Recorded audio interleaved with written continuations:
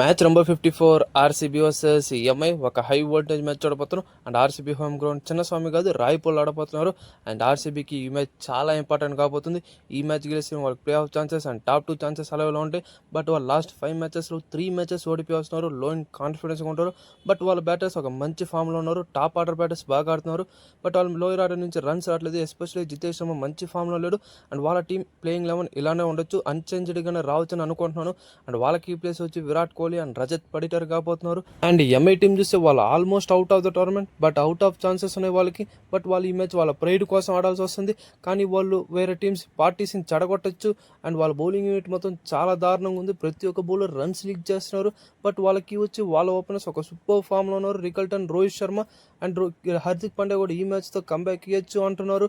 వాళ్ళ టీంలో హార్దిక్ పాండ్యా ఒకటే చేంజ్ కాబోతున్నాడు. ఇంకా ప్లేయింగ్ 11 సేమ్గా ఉండొచ్చు. అండ్ వాళ్ళకి ప్లేయర్స్ రోహిత్ శర్మ అండ్ జస్ప్రీత్ బుమ్రా కాబోతున్నారు. అండ్ నా ప్రెడిక్షన్ ఆర్సీబీ విన్ అవుతుంది అనుకుంటున్నాను. అండ్ మీ ప్రెడిక్షన్ ఏంటో ఒకసారి కమెంట్ సెక్షన్లో కమెంట్ చేసేయండి.